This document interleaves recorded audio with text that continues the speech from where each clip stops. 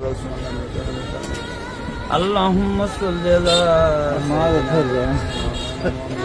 اللهم صل على محمد وعلى آل محمد كما صليت على إبراهيم وعلى آل إبراهيم اللهم بارك على محمد আস্তাগফিরুল্লাহ আস্তাগফিরুল্লাহ। আল্লাহ তুমি আমার এই আস্তাগফিরুল্লাহ 1000 কোটি বছর বাঁচার তৌফিক দান করো।